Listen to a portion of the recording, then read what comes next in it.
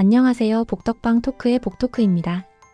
오늘은 2026년부터 시행될 위반 건축물 양성화 제도에 대해 이야기해 보려고 합니다.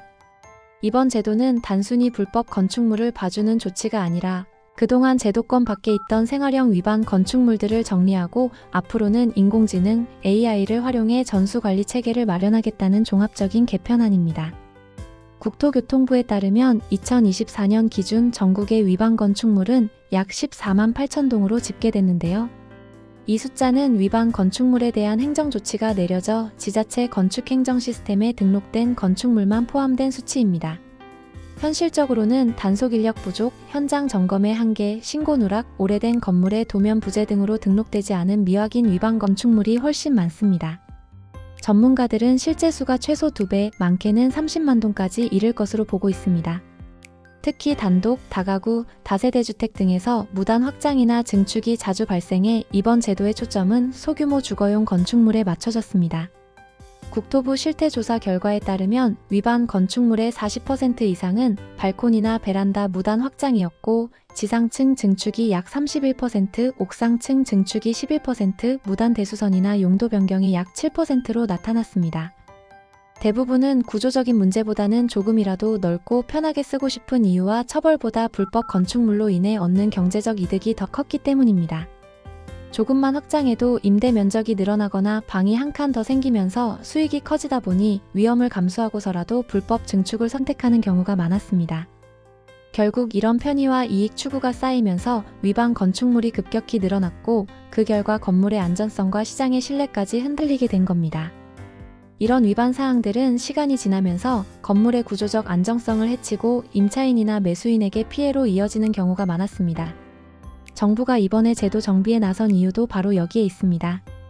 1조 4선 기준을 완화하고 보일러실이나 비가림 시설, 발코니처럼 구조적으로 안전에 영향을 주지 않는 부분은 일정 요건 하에 양성화가 가능해집니다. 이런 제도적 완화는 주거 편의를 확보하면서도 안전성과 합법성을 함께 보완하겠다는 취지입니다. 다만 이번 조치는 사실상 마지막 양성화가 될 가능성이 높습니다.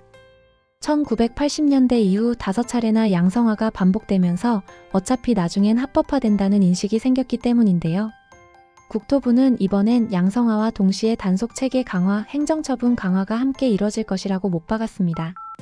이번 개편의 또 다른 핵심은 위반 건축물 매수자 보호 및 구상권 제도 도입입니다. 앞으로는 위반 사실을 모르고 건축물을 매입했을 때 실제 위반 행위를 한 이전 건축주에게 손해배상을 청구할 수 있는 법적 근거가 생깁니다. 또 이행강제금도 지자체 재량이 아닌 의무 부과로 바뀌고 시정되지 않을 경우 매년 가중됩니다. 임대나 영리 목적의 건축물은 가중 비율이 더 높아지며 위반 상태에서 임대를 계속할 경우 이행강제금뿐 아니라 원상복구 명령이나 행정처분이 동시에 내려질 수 있습니다. 따라서 실사용 목적이 아니더라도 구조나 면적이 변경된 부분이 있다면 반드시 현황을 점검해 두는 게 중요합니다. 이번 제도의 또 하나의 큰 변화는 AI 감시체계입니다. 정부는 2026년까지 인공지능 기반 항공사진과 드론 분석 시스템을 구축하고 2027년부터는 전국 단위 자동 탐지 체계를 본격 가동할 예정입니다. 이 시스템은 매년 항공사진을 비교해 건물의 구조나 면적이 달라진 곳을 자동으로 찾아내는 방식인데요. 이제는 신고하지 않아도 AI가 불법 증축 가능성을 스스로 포착하게 됩니다. 과거에는 사람이 직접 현장을 방문해야 적발이 가능했다면 이제는 위반 여부가 자동으로 탐지되고 기록까지 남게 되는 겁니다.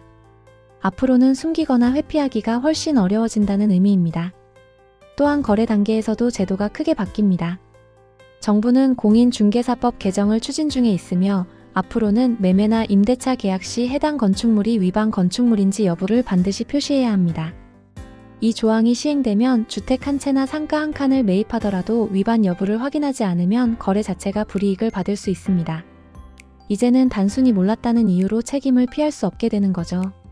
국토부는 위반 건축물 통합 시스템을 구축해 네이버 부동산, 직방, 다방 같은 주요 부동산 플랫폼에서도 위반 여부를 바로 확인할 수 있도록 할 계획입니다. 양성화는 단순히 신고만 한다고 되는 게 아니라 시, 군, 구에서 현장 확인과 안전성 검토를 거친 뒤 구조상 문제가 없다고 판단될 때에만 양성화가 승인되는데요. 승인 후에는 건축물 대장에 정식 반영되고 기존에 부과된 이행강제금이 일부 감면될 수 있지만 구조적 위험이 있거나 상습 위반 건축물은 제외됩니다. 이후에는 AI 감시 체계가 상시화되고 공인중개사법 개정으로 거래 단계부터 위반 표시가 의무화되며 사실상 건축물 관리의 투명성이 완전히 달라질 것으로 보입니다. 정부는 2025년 말까지 건축물관리법 개정과 건축물 사후검사제도 도입을 마무리하고 2026년 상반기부터 1조 사선 완화, 비가림 시설, 보일러실, 특례 시행, 그리고 위반 건축물 통계 시스템 연동을 순차적으로 시행할 계획입니다. 이후에는 AI 감시 체계가 상시화되고 공인중개사법 개정으로 거래 단계부터 위반 표시가 의무화되며 사실상 건축물 관리의 투명성이 완전히 달라질 것으로 보입니다. 앞으로 세부 절차와 실제 사례가 공개되면 빠르게 전달드리도록 하겠습니다. 지금까지 복덕방 토크의 복토스였습니다. 시청해주셔서 감사합니다.